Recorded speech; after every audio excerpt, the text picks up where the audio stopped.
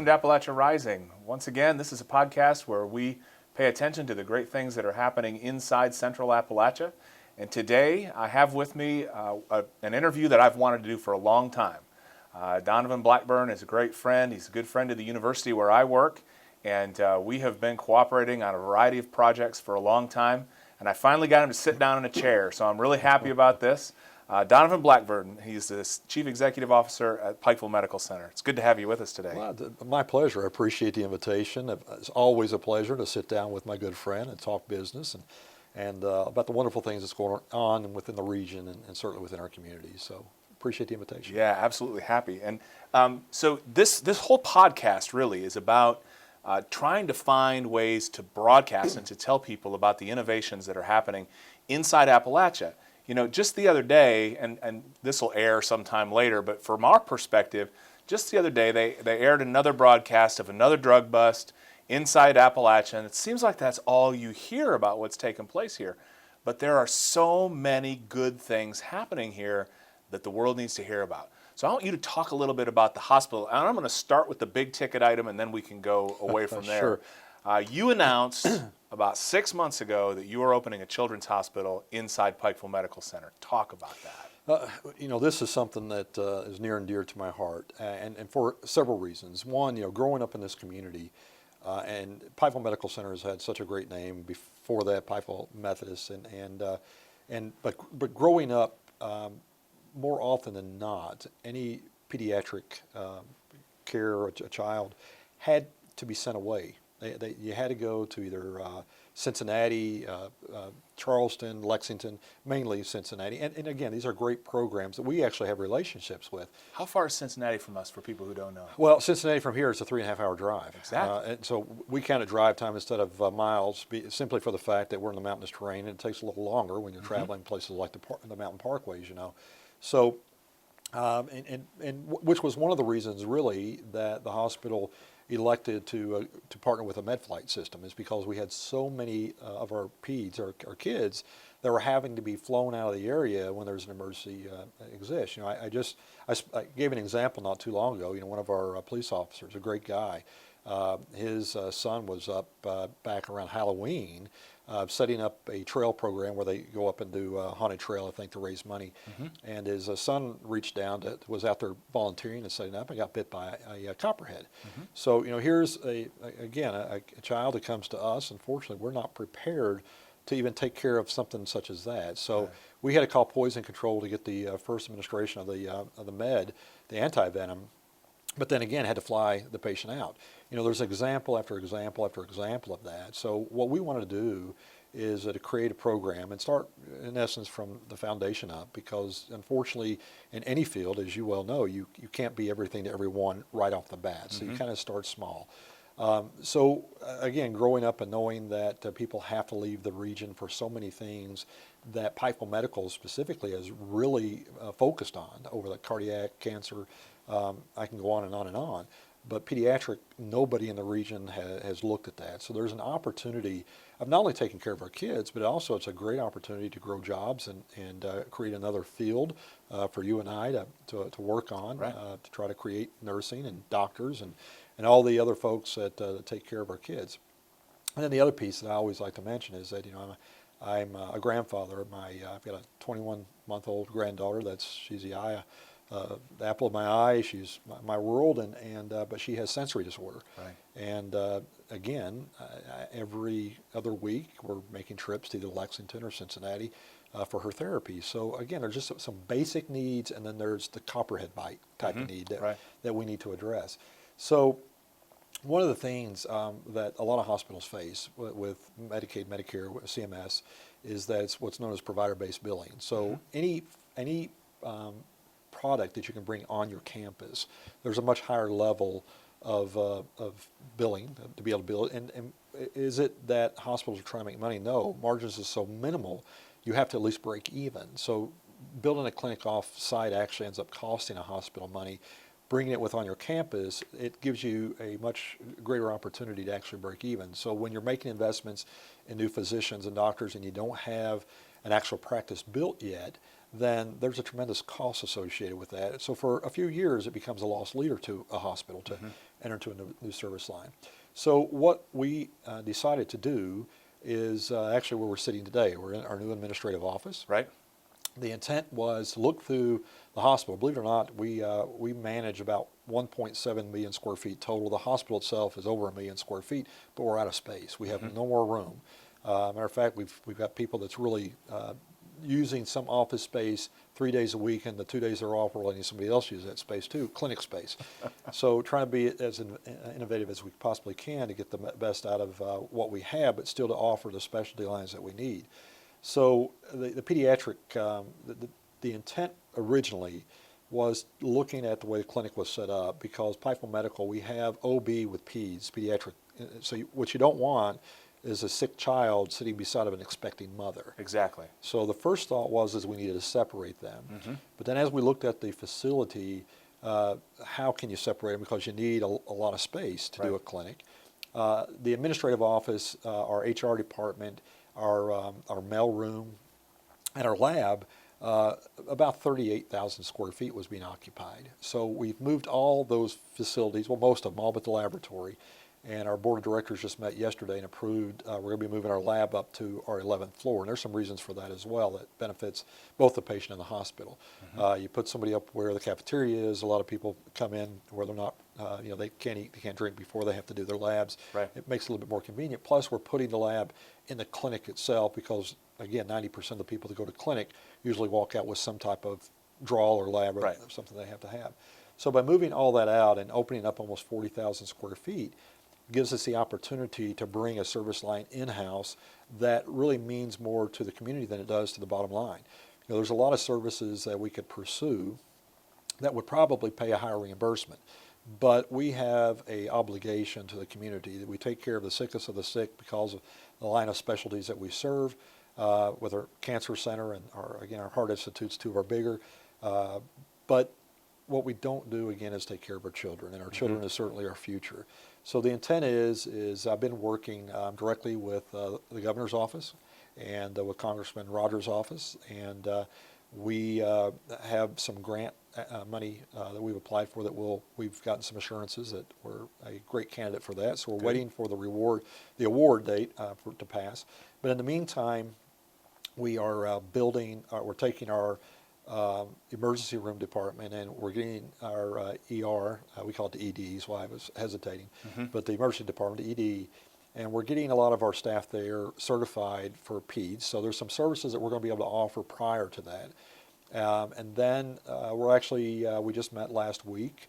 We're going to be setting aside probably 4 or 5 rooms in the emergency department and decorating them in a sense that's more inviting to children so that it's not as intimidating. Again, my own granddaughter, when she walks in, because of her sensory, she overloads at times. So she associates a hospital with care, and she knows she's going to be either pricked or pushed or prodded upon a little bit. So putting our kids in a more comfortable environment is extremely important. So that's going to be our first rollout, and that's going to be done relatively soon. The second phase will be the actual development of the clinic. So we'll be moving our clinic out of the clinic building and moving it down to where the administrative office is, and that project is actually under design right now. So we'll be starting construction on that fairly soon. Good. And then after that project is completed, and again, it'll be kid-friendly. We picked the second floor because of convenience. Parents can park on the second. They don't have to worry about putting their child in an elevator. It's close, again, to some of the other services, X-ray, CT, some of the things that the kids may have to be subject to after they leave the clinic. So that's why we chose the area. And then, and it's also away from everything else. So again, you want to protect our children. And then the last phase will be split up into 2 phases, which is the inpatient product. So our intent is to bring a 5-bed facility in to start out. We have the capability on a couple floors. We're a 340 licensed bed facility, but we actually have 411 beds in the facility. So a lot of those beds are designated as observation beds. Right. So we have the opportunity to grow pediatrics to another floor as we continue to expand. But it's extremely important to look at an ICU type facility to where you've got the clinic and the ICU and inpatient services all right there at in one area. And then as level of acuity is a little bit lower, then you can move them up to another floor to where the docs can come up and around, or the nurses can take care of them as we move them out. So it's a fairly sizable investment. It's about a $7 million investment, which in the medical world it sounds like a lot, but a lot of these apparatuses and gizmos and negative pressure rooms and other things that you cost know $500,000 just for one. Absolutely. We just had that conversation earlier today. It never ceases to amaze me on how much something costs and why our margins are as low as they are. Exactly. But anyway, that's the intent. We're really excited about it. We're working with our architects again on what the look will be, because we really want it to be not only a product that we're proud of, because we deliver a great product when it comes to the medicine and who we touch and how we touch, but we want it to be also inviting and very warm, and so that a child comes back that they're not dreading, they're more looking forward to the experience. So we're excited about it. It's going to be a great project for the community and certainly for us. That's great. You mentioned neonatal. Do you plan on putting a neonatal intensive care unit in? We are there. The answer is yes and no. Okay. Again, there is some opportunities that as we take step 1, step 2, step 3. Right. Really, what we're at this point, we know two things: is we know we're going to build a clinic. We know we're going to put the inpatient program in. How it develops from here will really be determined by what funds are available and what docs we can actually get right off the cuff. Okay. So to answer your question, yes, but where that ends up, how in the that timing process, happens and where it is to be determined. Yeah. So you start with the low-hanging fruit, and right now we're probably treating. In any given time, we probably have 5 to 7 out of. Again, today we have 340 patients in our hospital. 5 of those are probably peds patients. Right. So it's a very small percentage. So if we can bump that up to 15 or 20, then that's 20 families that don't have to leave the area. Right. And there's a lot of those, the illnesses or sick, whatever that may be, injury, illness, that we should be able to treat. But again, because it's pediatrics, we can't. Things like even simple surgeries. We have a couple of surgeons on staff that do peds, but one would think that, as you well know, a surgeon, just because you can do a particular type of surgery on an adult, it's totally different. The training is totally different on the pediatric patient. So it doesn't mean that the same general surgeon can perform the same type of surgery. So you really have to have some specialties in pediatric care as well. So again, all this comes at a cost, and it comes at a low return because, again, currently I may have one physician that's taking care of 50 surgeries this week as a general surgeon. We're talking about probably a handful of peds, 3, 4, 5 a week. So the reimbursement isn't there to be able to pay for it. So you take it as a loss leader, you build your program, and people become more familiar and more comfortable with staying at home. So there's no doubt. And the point being is, so we may not go too deep into specialty surgeries. What we may want to do is just focus on just acute care. The general things that you see on a fairly regular basis. So I don't want to lose this, because I think there is an innovation buried in here that if I understand a little bit about rural health care, I think other hospitals could replicate. And the innovation to me is where you have grasped onto the reimbursement rate for an on-site facility, and you are now leveraging what was administrative space into clinical space so that it's reimbursed at a much higher rate than the administrative. Well, administrative space is just, let's face it, we're just wasted money. I mean, in reality. Absolutely. But, I think that's the innovation. So talk to me just a little bit about how you came to that conclusion, because if there is a hospital administrator out there thinking, gosh, I'd like to start a children's clinic, walk us through that just a little bit, that piece of the innovation. Well, again, what CMS, and I'll back up a little bit to explain, because what we're talking about is Medicaid, Medicare. So most rural hospitals, especially in our part of the country, is going to be extremely high Medicaid, Medicare. Sure. And as our population continues to age, it'll even get greater. So what happened is in 2012, CMS made a ruling. Of course, CMS is Medicaid, Medicare. CMS had a ruling, and they came through and they created what is known as provider-based billing. So it's your physician billing side of the business. Right. Okay. So in 2012, what they said is if you're on a campus in a hospital, there's a definition of what that means. Then and it's your main building and then also your adjacent structures and there's actually footage 250 yards past your main campus that would be considered under that definition. So what CMS did in 2012 is say that you get a much higher reimbursement. They lowered the reimbursement rate for offsite services. So a good example is our cancer center. Mm-hmm. So I'm getting ready to release something that hasn't been released publicly yet. I don't mind to tell you. Because it's actually under the works. So our cancer center in 2012 was grandfathered in. So any existing facility, what CMS did was they took the existing footprint and they said within this footprint, we're still going to consider you provider-based and therefore you can get the higher reimbursement. Well, this year they withdrew the grandfather clause. So everybody in the nation that had the benefit of being protected under the grandfather clause, it was taken away. So the reimbursement rate is much, much less, to the point it's 60% less, as a matter of fact. It's 30% this year, and it'll be another 30% next year. So it's 60% less. So our cancer center is getting ready to moving it back into the main campus. So what I've done is we've taken our 10th floor clinic, which we had plastics, rheumatology, endocrinology. We moved endocrinology and plastics down. So plastics is more of a cash type business. It's not Medicaid, Medicare. So it's off campus. So a lot of, as an innovator, to your point, is we looked at our entire facility and we said what service lines don't need to be on campus to meet that provider-based criteria. Right. And we'll open up that space, including administration, and start looking at ways of putting new service lines in that will help us maintain our facility. Now, Pikeville Medical, and it's been in the press, I don't mind to say this, I mean, over the last 2 years, we've lost money. And a lot of rural hospitals across the nation right now are losing money. Exactly. And it's because of what we're talking about. And because, even though you might receive your EOB, and a lot of people are somewhat confused by that, you receive an explanation of benefit, and you say, wow, they charged me $10,000 for this test, when realistically we didn't charge you $10,000 because all those fees are negotiated, including with Medicaid, Medicare. So Medicaid, Medicare may pay for a particular procedure $2,000. Well, we have to charge the maximum within that range because we also have private insurers will pay a percentage of what the maximum rate is. So it's all about really the billing. So that explanation, we're mandated by federal law to tell you what the actual list price that we have is. Right. And it's kind of like looking at MSRP.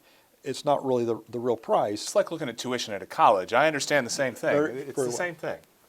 So, but in order to get the maximum benefit of being provider-based, we needed to try to get as many services on campus. And then also, as we continue to build forward, where we build is around. So we just had an announcement this week of opening our new primary care facility. That facility was actually originally slated to be our IT building. Right. So our IT services is upstairs. We have another building down on South Mail Trail. It's about 5 miles from here. It's off campus. And all of our personnel from that building was supposed to move into the building. And I said, no, we don't need to do that. This is gold for us. It's great real estate that we need to provide a service. So we did a feasibility study back around March or April of last year with a group out of Nashville, and what they do is they look at your market and they look at the age of the physicians, they look at the specialty lines, and they made a determination through a report of what specialties we had a shortfall in within our service area. Primary care was number one. There was a shortfall within our service area of about 29 primary care physicians. Okay.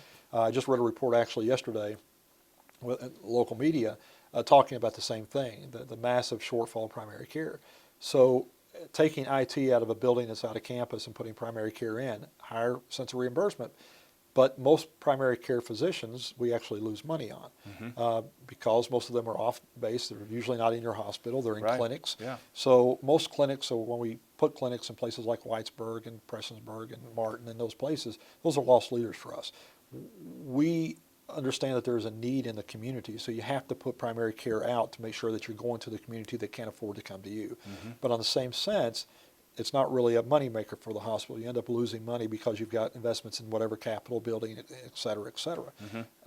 And so what we've done just with the Cancer Center especially is by bringing it back on house, it'll boost our ability to bill so that it becomes a profitable service line again. Right.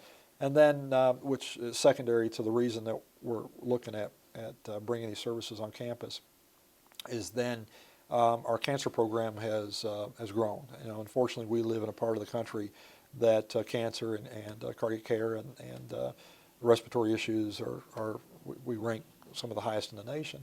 So our cancer program continues to build and continues to grow. The building that we're in right now is about 17,000 square feet. Our clinics are about 15,000 square feet. So the only part of the hospital that's not built out is the 11th floor clinic. So as I mentioned earlier, by moving our lab up to the clinic, that takes up about 5,000 of the 15,000 square feet. So that gives me another 10,000 square feet to grow the second phase of our cancer program into. Right. So we're looking at actually expanding our cancer services that normally, again, people would have to leave the area for that we don't currently do. So by looking at the campus and utilizing your space efficiently, Right. Allows a hospital to get the higher sense of reimbursement, which is greatly needed. Because regardless, as I was explaining a moment ago, even though it sounds like an absorbent amount of money when you receive your explanation of benefit, oftentimes, especially with Medicaid, Medicare, and we're 74 to 75%, you're actually losing money on your reimbursement on what services that you're provided. Right. So when you take your contribution services, meaning the services that we give because of folks that can't afford to pay, it's a charity service. So when you take your charity away, you take your Medicaid, Medicare away, and you just set aside your commercial insurance, very seldom does it pay for the overall expense of the hospital. That's why hospitals operate at such a low margin. So maximizing on every bit of square foot not only allows you to provide a better service line, it also allows you additional revenue to be able to make other investments throughout the hospital. So if cancer does well, which will be a profit line for us, and that cancer ends up paying for the pediatric piece to where we're not making money on it. Right. So everything kind of works together. But as I told them, over a year ago, I took this seat in late January, 1st of February. And, the hospital at that time, we owned a restaurant, the Mark II, which is a club. So we closed them down, not only because we were losing money, but that's not the business that we're in. Right. We're a hospital. So we need to focus on ways to provide services, and I can go down a whole other line, because the other piece of it is that also, as the largest employer in Eastern Kentucky, the more jobs that we create, it has a true economic advantage to the community as well. Does. So everything, again, works hand in hand, and trying to make smart investments and smart decisions is certainly going to benefit the people of the region. Yeah, absolutely. Yeah, I love the idea of being able to bring more and more things in-house, because that helps the way that you move the business forward as a whole. And I really do think that as other folks look at this, they'll see an innovation that I think is replicable out there in the rest of the world. But you've mentioned so many things, and my mind just shoots all over the place when we're talking. We always have good conversations. We do, and one of them is one that I happened to tour about 3 months ago. I have been privileged, I suppose, to walk through several cardiac care units, not as a patient, but as someone who tours different kinds of places. And I've been to them all through Indianapolis and in the Boise area and a variety of other cities. And I have to say that here in rural Eastern Kentucky, we have probably the best equipped cardiac unit I've ever been in.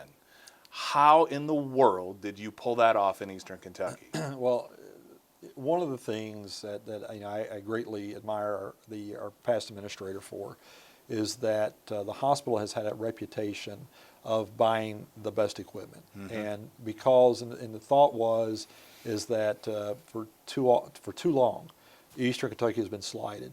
And you've had to go to Louisville or Lexington normally when I was growing up in the area to get the quality of care, a better quality of care. Not that PMC didn't have a good product, but they didn't have the specialty lines, they didn't have specialty services, and they certainly couldn't afford at that time the type of equipment that was needed.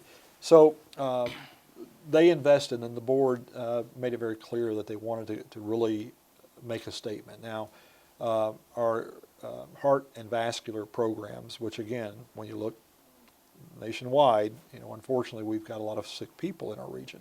And for many, many years, including my father-in-law, who has now passed, my father-in-law several years ago, I remember it very vividly, showing up in the middle of the night, who had a massive heart attack.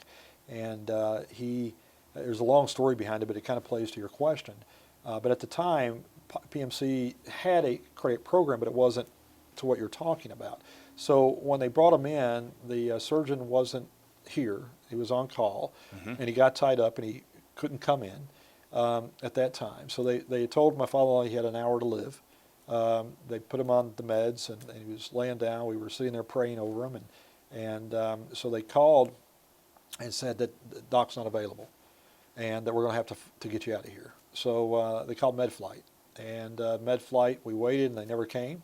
And we went back in and said, what's going on? And they called, and they said, well, something happened to dispatch, and MedFlight didn't quite get the message. So they're on their way now. So as they were coming in, we got the call. Now, by this time, it's been an hour. And they said, sorry, fog has now set in and can't land. So what's your alternative? The alternative is to get an ambulance now and take a 3-hour ride to Lexington. And so we're already into the hour. By the grace of God, he made it to Lexington. He had open heart surgery there, and he lived. But the strain it put on the family, remember my mother-in-law's face and my wife, and the distress that they saw or had during that time. But what followed was even more as stressful, not the thought about losing their spouse or their dad, but they had to stay in a hotel for 2 weeks. Right. Her mother refused to leave his side, so she slept in the hotel or in the hospital, which wasn't very comfortable at the time. So a lot of things that it puts on the family. So the vision, and even at that time, the previous administration invited my wife over to talk to them because she was very frustrated and voiced her concerns on the way some things had been handled. So she actually, because of that conversation, they invited her to sit on the board of directors. So she'd been on the board of directors for the last 6 years. Her term just expired. She just came off. But because of those conversations, what the previous administration had said is that we want to invest in making Pikeville Medical Center the best and the leading cardiac care facility in the state of Kentucky. So they worked with Hal Rogers at the time, and brought USDA in, and they were building the clinic, and got some money committed, not through grant. It was all bonded, so everything we're paying for on a long-term note. But so what we did is actually we have more cath labs than any other hospital in the state of Kentucky right now. And not only we have more cath labs as a result of that, because it's about the time that I came on with the hospitals when we started buying the equipment. And what we said is we want the best. So you've got 4K visibility and the big TV screens, all these bells and whistles in there that if you have the ability that if you're doing a cath and a problem exists and we can crack you open right there, which in this business time is life. So, and I can't think of another rural hospital that has that capability. No, I can tell you for sure in Kentucky, the only one that comes close to us is in Louisville. And we've got some bells and whistles that they don't have. So, on top of that, our board came back and said, well, there's a lot of other things we do with our CT scanners, and they're aging. So we just purchased about 6 months ago 2 of the leading CT scanners. Again, the only other one like it in the state of Kentucky is in Louisville. And too often people ask me, well, what's the difference? Because here's what's happening in healthcare, and it's being forced simply because of this reimbursement piece. Right. So you have private insurers, and I won't name them by name, but if you go for an MRI or a CT, and Pikeville Medical Center, and I'll use round numbers. I don't know what those numbers are, but I'll just use these numbers for an example. But at Pikeville Medical Center is $1,000 for a CAT scan, and our competitor is $600. Then what's happening in the market now is that you have the private insurer that's calling the patient that's scheduled to do a CAT scan, and they're saying, we'll give you $100 if you'll go to this other hospital. Well, the difference is it's like looking at a black and white TV versus a high definition.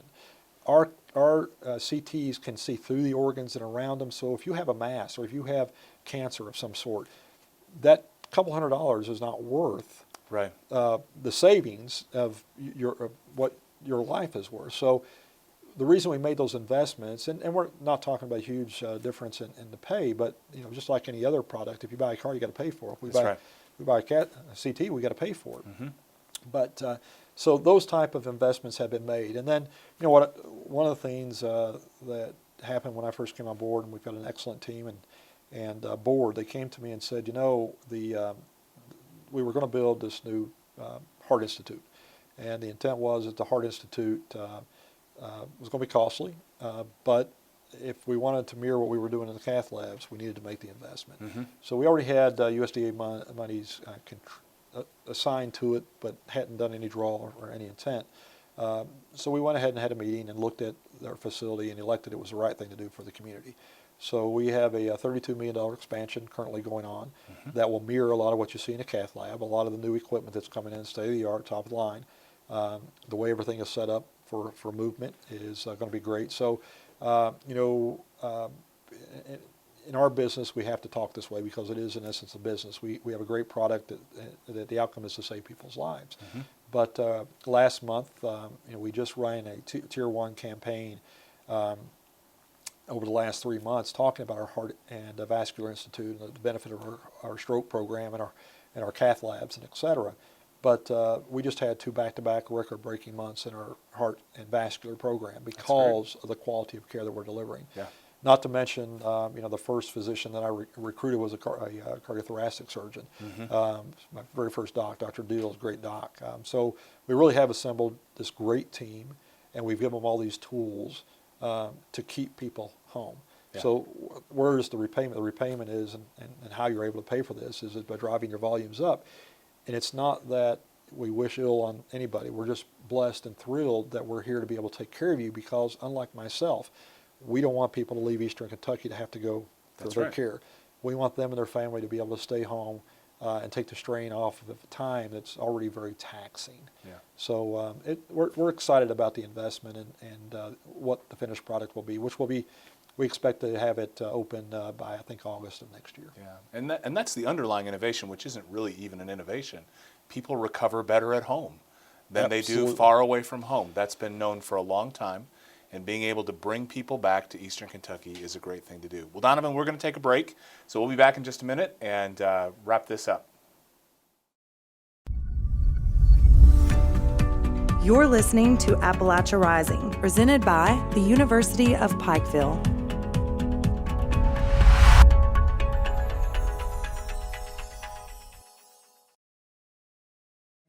All right, welcome back to part 2 of Appalachia Rising. We're happy to be here again with Donovan Blackburn talking about innovation in rural healthcare. And Donovan, one of the things I've been wanting to ask you about for a while is, let me set it up. I live in town here, and not a night goes by that I am not awakened by the sound of a helicopter buzzing my house because there are so many folks coming in from such a far distance away. We live in a mountainous terrain, and the roads, of course, have to go around the mountains, not through them. And so there are places that are 10 miles away that take 40 minutes to get here. Amen. It's a long distance. We were talking on the break about how Pikeville Medical Center is beginning to set up some really new innovative ways of bringing health care into the very rural parts of this area. Can you talk about that? Sure, we'd be happy to. One of the things that we did, Burton, is several months back, we hired a company by the name of Barnes. They're very well known in the medical field. Pretty much what they do is marketing and research for hospitals. And part of what they were tasked to do was to really look at our market. So, when you look at, like any other business, because I'm going to talk out of both sides of my mouth just a little bit. The first piece is that when you look at your market, what we determine is that really there's about 5 or 6 communities that really see and seek Pikeville Medical Center for their services. Mm-hmm. However, and then there's bedroom communities of those markets and outlining communities that we need to get into also. However, the other issue is that when you're looking at putting a new facility in, You also have to have the foot traffic, and you have to be able to pay for it. I mean, at the end of the day, I've got to be able to pay for the doctor and the staff that I put in, Right. and for whatever lease that I put in. So, I had a patient that called just the other day and was asking if we would be interested in putting a clinic in Phelps area. Mm-hmm. And certainly we would love to, but unfortunately when you're looking at the traffic in the area, it's just not feasible. So what you do instead is you look at putting a clinic in an area that's close to places like Phelps or close to Virgie, and Shelby Anna, et cetera, so that instead of it being a 30-minute drive, it becomes a 10-minute drive, and it becomes part of the community. Right. So what we have elected to do, and the hope is to continue to grow, is that based upon the study that was done, we looked at 4 additional communities other than where we're at now. Now, we had some presence in some of those communities, but not to the extent that we're going to have now. So the intent is to bring primary care especially, or some specialty services, mainly cancer, cardiac care is a big one. Right. Some neurology into the markets to prevent people from having to travel. Because what we found in healthcare, especially in this part of the country, is that we've got a lot of great prideful people, people that have worked hard their whole life, and when they get sick, they think they can handle it. Right. And so not only are they strong people that often kind of want to sway away from getting treatment, then the factor that it's medical attention is so far away even makes it that much farther out of reach for them. Right. So the strategy was to look currently at the 4 outlying communities other than Pikeville and the surrounding area of Pikeville and in Pike County. So Whitesburg, Kentucky, we bought the old Super 8 hotel there. It's in a very high traffic area. It's right there in the retail area.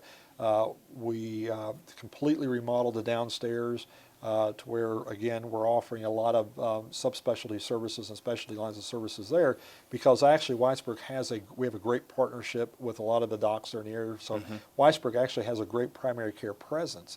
But again, cardiac services, cancer, vascular, those type of things, we've been able to offer into those communities. And the clinic is extremely busy now. Right. So the same thing, we put a small clinic in Martin. It's a smaller community. We put a smaller clinic in Martin, and it's done very well. We are south of Williamson, and that area is a huge market for us. We get a tremendous amount of folks from the Belfry and Pond Creek and the South Williamson area, especially in the service line. So that's an area that we are going to go into and offer a huge primary care presence on top of all the other specialties. And we'll probably look at putting some imaging and some things in there to keep people from having to travel. Now, when we do that, again, it's a much lower reimbursement. I can do imaging here and get a higher reimbursement rate than I can do elsewhere. So it has to make sense to do so. But at least the introduction of having the doc come to you and us tap into the rural market obviously creates additional business for us. But more importantly, what it does is it allows us to bring healthcare into a community that in the past it really hasn't had that kind of a presence.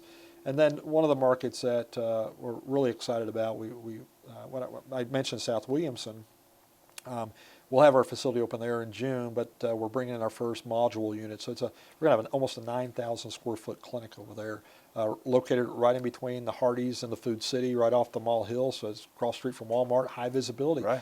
So the intent is, again, to be in the rural areas, easy to get to, easy access. And when you have to go to Walmart or Food City for the groceries, your primary care facilities are also. It's a one-stop shop. So the next big community that we're looking at is Prestonsburg. We're going to be looking at doing a little something different there than we've done anywhere else. Good. You want me to talk about what we're doing?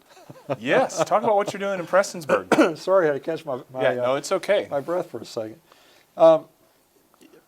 Prestonsburg is probably our biggest secondary market outside of Pikeville. And again, part of our market study showed that actually residents in that area have a great opinion of Pikeville Medical Center and the services that we provide.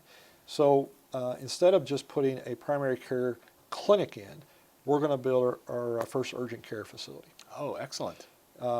Urgent care is something that's happening across the country. It's the largest growing sector in the medical field right now. And it's because of the way that the service, the same product that we offer in a lot of the other clinics, but it's delivered in a little different way. And then a lot of the urgent care facilities that you see throughout the country are, again, located in high traffic areas. It's more of a cookie cutter boxed approach. So a lot of the clinics are smaller sometimes. Ours won't be necessarily as small because we're going to try to look at developing something that can be duplicated and put into possibly other communities. Mm-hmm. So when you talk about innovation, typically what a lot of healthcare providers do, and we've been guilty of it, and I look all across the region, and most people do, is you find either an existing facility and you retro it, or you come in and you build something that's kind of like your product, when there are experts in the field that are building these facilities so that the money doesn't necessarily go into the capital, it goes into the equipment, it goes into the physician. Right. So you can afford not to have to carry as much debt, and because of the type of services that you're being able to provide out of these facilities. So if we can develop, the intent is to use Prestonsburg as our model, but if we can develop a model that will work, then that will give us the capability possibly at one day going into some of these even more remote areas. Right. But certainly looking at some of the higher density communities within our service area. So people are looking at urgent care differently. So I've read a little bit about urgent care and the fact that we're seeing a shift toward urgent care. But in the break, you told me something interesting about why we're seeing that shift, and it has to do with the demographics. We've been talking for years about baby boomers and the fact that we're going to need more spaces for baby boomers, but the piece I hadn't heard yet was about millennials. Talk about that mix and why that's pressing us more toward urgent care. Well, hospitals aren't going away, obviously, because you have to operate, and you're still going to have people with higher levels of care that's needed, that's got to be in the hospital. But millennials look at healthcare differently, according to studies that's been done. The baby boomer era, we were talking off camera, the baby boomers are getting of an age to where they have more demand for healthcare needs. So currently nationwide, we've got a massive shortage on nurses and doctors, and it's because of this huge demand that's being placed right now, specifically by the baby boomer era. So as they continue to age, more demand will be placed on hospitals, so beds aren't going away. However, last year was the first year that the millennials outpaced the baby boomers in the workplace. So it's the millennials that are carrying the commercial insurance, right, which pays at a higher rate because they're in the workforce and they're contributing too, versus somebody that is out of the workforce and may have Medicare or Medicaid. So what the big shift and difference is that you want the millennial or the person that's working with commercial insurance because, again, higher reimbursement. Right. And it's not about, I keep saying this, and I have to really let people understand that it's not about making a ton of money. It's about being able to pay for the services that you're providing. Right. So when margins are so low, you got to find ways to give the user, the patient, the product that they want.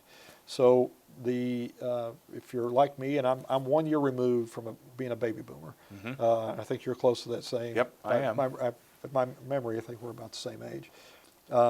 And so being 1 year removed, you start getting all those things in the mail telling you that AARP and oh yeah, and yeah. So, but people of my generation, when I get sick, as my wife calls it, I got the man flu no matter what it is. So I'm whiny.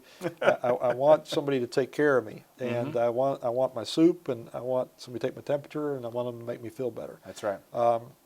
And I don't want to do that. I want to do it when I'm really sick to know that I got the right expert there. So we want to go in the hospital because that's how we grew up. Technology, however, on the other hand, has taught our millennials different. Yeah. And what they do, my son, for example, anytime he has something wrong, he's on the web searching it. 9 times out of 10, he'll diagnose himself before he ends up going to the doctor. Now he goes to the doctor because he'll say, "Doc, this is what I've got." And 9 times out of 10, he's right. So it's about technology, and it's about convenience. So what the millennials want is they don't want to go in, and they don't want to schedule an appointment for the most part. They don't want to say, okay, 2 months from now I'll see my rheumatologist. They want to be able to pick up the screen, determine what's wrong with them, look at somebody on the screen. They don't need to be touched and felt, and they want an answer. So, and then they want a pill or whatever it's going to take to make them better. The same thing for urgent care. So what urgent care facilities is they want to be able to walk in off the street. They want to be able to say I need an appointment. They don't want to wait for 2 hours because their time is important to them, as it is with everybody, but it's just a different level of expectations. So more and more of our millennials are siding towards going to urgent care facilities more so than what they are going to the ED or to the to hospital. So, which is a good thing. It's not a bad thing because it lowers the overall cost of the insurance and care. So when somebody shows up and they go to the ED, the resource burn that we have taking care of somebody in the ED, because there's so many more precautions that we need to take because we're assuming that you're really, really sick. Right. When realistically, it may just be a cold. Mm-hmm. And so that resource burn really costs a lot versus if we can transition the patient to go to the urgent care facility, then there's benefit to the patient, there's benefit to cost of insurance, and it's a lot quicker. Oh, yeah. And Yeah. it doesn't cost us nearly as much either because you don't have as much capital and overhead as well. So a lot of hospitals, the urgent care facilities are one of the fastest growing businesses in the nation right now. And I just saw a statistic not too long ago, but it's just amazing from last year to this year how many thousand new urgent care facilities have sprung up all over the nation. So it is a trend, and I will say it works better in metro markets than it does rural markets because you have to have a high density population, because when we're scheduling an appointment for you and I, and it's 2 months out, I can go in and look at my appointments and realize I've got a full slate today that helps keep the doors open. Mm-hmm. When you're opening an urgent care door and you don't have, you're vetting on or waiting for that person to come through the door, then you've got to make sure you've got a good product to get them to come back. So, it's a different model than most folks are looking at. So, but it's working. It's working especially in metro markets because there's so much density in population. So when you look at urgent care, and then of course what's coupled to that is what's coming, which is telemed. Mm-hmm. So that'll be the next step in as part of what's happening with urgent care. And you're sitting on an innovation there too, and it has to do with someone that we interviewed, I think 2 episodes ago, Rusty Justice. And folks who've listened to the podcast or watched it will remember Rusty because he was in BitSource. And Rusty has a wealth of information about Appalachia and who folks from Eastern Kentucky, Virginia, West Virginia are and what we're like. But more importantly, that guy is just a fountain of innovative ideas. And Rusty's company trains coal miners to write code. And for the last 2 years now, they've been writing apps and selling apps all over the United States. And our local hospital decided to contact BitSource, and now they're developing an app. Talk about that. Well, Rusty's and Lynn Parrish, who are partners in BitSource, are dear friends of mine. They have been for a long time, and they're pillars of the community. They're really vested here, and as you said, they're both very innovative. Rusty, you can't help but to get excited anytime you talk to him.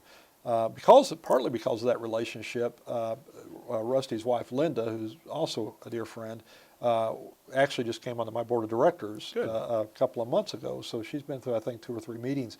But Linda's an engineer by trade. She worked for the Transportation Cabinet. So as we look to build, we're bringing people on our board that can actually contribute in ways that will benefit the organization. And Linda's been a great part of that. But what we started doing is, as we went down the path of telemed, state of Kentucky is changing some laws that will come about in July that will actually make it easier to pursue telemedicine. Currently, right now, it's not feasible to do because the reimbursement, you just can't get reimbursement. Mm-hmm. It's more of a cash type business. Right. So that's going to change come July. So in knowing the change, there's a lot of money that the federal government is earmarking for telemed because, again, it helps lower the overall cost of medical treatment if you can do it from home. And so we're, as being responsible, we're trying to do is to take advantage of the dollars that are available, but look at ways that we can service our community going forward and into the future. So we looked at several companies across the nation. There's a lot of people that do telemedicine, but there's only a handful that does it in the way that we want it done. A lot of companies you can go in and put your symptoms in, and it'll shoot you back an email that tells you what they think you have, and then it directs you to a primary care or specialty physician. What we really want is a product where you're looking on your iPad or your iPhone or your home, your desktop, and you see a doctor on the other side, and that doctor is able to look at you and diagnose you and walk you through. Now, telemedicine, can't remember the number, but there's probably 50 to 70 diagnoses that they can give you, or telemedicine. They can't tell you if you have cancer or if you have the flu, for that matter. You can't, as I joke, you can't lick the screen, and they say, yeah, even though some may have tried, and say there's flu. But the intent really is to develop an app that, because of HIPAA compliance laws and so many other things, there's a lot of different things that have to take place. So we talked to a couple of these companies, and what we found is these products are expensive. But as we were talking, it came to mind that we've got a company right here that does the same thing.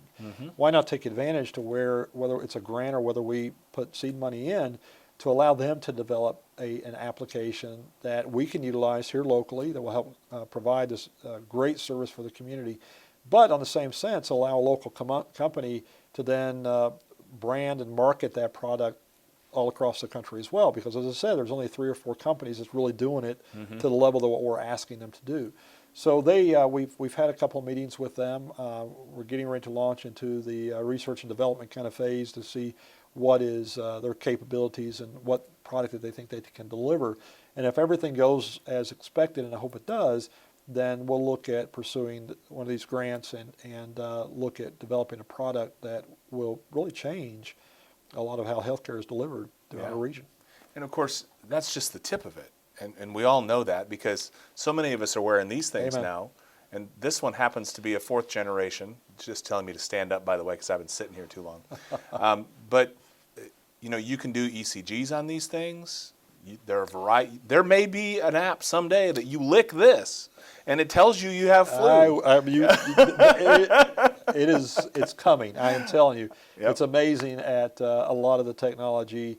I had the opportunity of going to a conference. It's been about 6 months ago, to where a representative of Google was there, and one other major company won't come to mind, but they're talking about the innovative ideas of who in technology fields that they're working with. So what they've got is they've got divisions now, and healthcare is one major division. That's right. That they're looking at partnering with other groups that have technology to be able to bring in. So I don't disagree with you. We sit here and laugh and joke, but back when we were growing up and watching the Jetsons, who would ever thought you'd be talking to somebody on a screen? Well, exactly.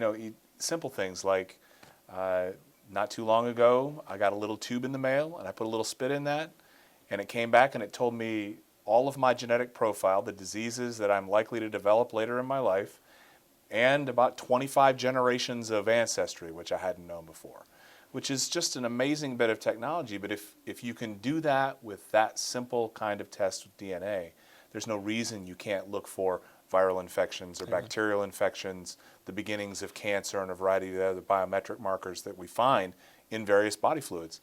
It's coming. It's just a matter of jumping through the hoops with HIPAA and with the reimbursement and all the rest of it. So Donovan, I'm thrilled to have you with us today. I have a feeling we'll be back together in about a year, because there'll be something else that we're working on. No doubt. I'm looking forward to it. All right. Thank you for spending time with us today. Appreciate it. Pleasure's mine. And that's it for Appalachia Rising. We'll see you again next season. Thank you so much for listening and for watching, and we appreciate your time.